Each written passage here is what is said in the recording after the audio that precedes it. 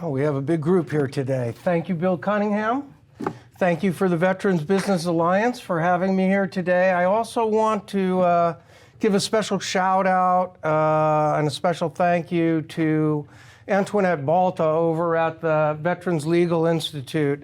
If you're not familiar with Veterans Legal Institute, they were one of the only public interest law firms serving only and solely the needs of veterans that need some assistance. They're at about 5,000 veterans that they've helped and counting. And I give my time there. If you haven't looked into them, please look that up. It's Veterans Legal, it's vetslegal.org. Okay, so why are we here today? Well, we're going to talk about the massive change in California's labor law that was truly targeted to companies like Uber and Lyft and maybe even the Silicon Valley companies that use a lot of independent contractors. But unfortunately, it's a typical government move where they swat a fly with a sledgehammer, and it affects every single business in California that uses independent contractors. Before we go into that, though, let's see what the difference is, and I'm sure you all know most of this, but let's see what the difference is between having an employee and having an independent contractor. And oh, by the way, throughout this, I'll be using terms interchangeably like independent contractor, IC, or probably the term that you know is 1099 contractor, okay? They're all the same. So let's see what you have when you have an employee. Well, when you have an employee, you have to follow all of the labor laws. Well, that includes employee withholdings, employee taxes, wage and hour laws, overtime, breaks, sick pay, benefits, safety and trainings, harassment laws, workers' comp, FMLA. The list goes on and on and on. And I will tell you, with a list like this, which is not complete, but with a list like this, I am telling you that if you are a company that uses employees, we're not talking about independent contractors yet, but if you're a company that uses employees, whether you have one employee or whether you have more, and I will tell you the laws are different for a company with 5, 10, 15, 25, 35, 50. The laws are different there. The laws are different between counties and states, and cities.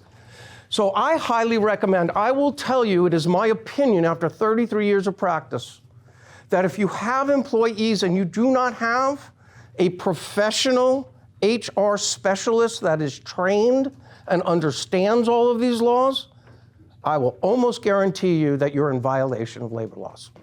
It is that complex. And I will tell you also, again, this is again something that I highly believe in after all of these years of practice. If you don't have a professional HR in the house, go get an HR consultant. They're part-time consultants, they're amazing. They can tailor your services for the size of your company, okay? So let's see what happens then when you have an independent contractor. You have to, I think I forgot something. I didn't. Nothing.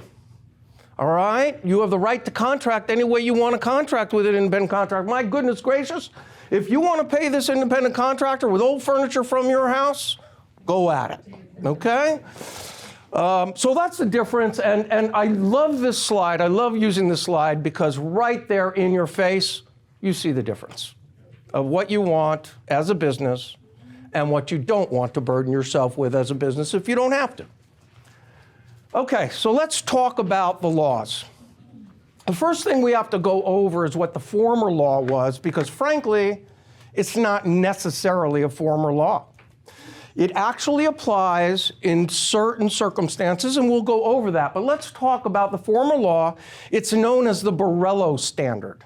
And the reason it's known as the Burello Standard is because there's a California Supreme Court case, opinion, known as Burello opinion. And the Burello opinion set out the requirements for a 1099 contractor, and they're pretty simple when you boil it down. And we're not going to go into all the intricacies because it has been replaced. But I will tell you this, the two things that you absolutely are required to have under Burello is a written contract I bet you a lot of you didn't know that your 1099 contractors must have a written contract in order to qualify, right? Right. All right, you must have a written contract. That has been the law for years and years and years.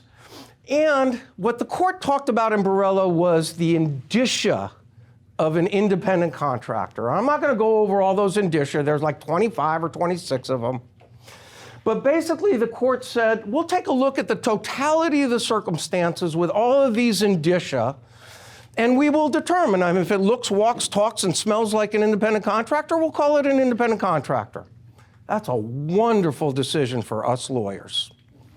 Because what that decision made us do as lawyers was turn around and give every one of our clients written independent contractor agreements. Okay, we satisfy step one of the law. And in those independent contractor agreements, what we did was we structured the relationship to satisfy and evidence most of the indicia that was spoken about in Burello. All right, so to give you an example, my independent contractor agreement formats hit like 19 or 21 of the indicia, because I'm not going to take a chance that someone says, oh, well, you had 5 of the indicia and 6 is what's necessary. All right? Here's the important part about the old law. This is where everything changed. This is what I'd like you to focus on. The burden of proof, when you had that written contract, shifted to the EDD or the FTB to prove that you had something other than an independent contractor relationship. That burden of proof is like the saying, I'm sure you all heard, possession is 90% of the law. All right? That's a burden of proof statement. If I have the burden to prove something and I can't carry the weight of that, I lose. And that's what's happened to the FTB and the EDD. Once they saw those agreements, they threw their hands up in the air and us lawyers did our job.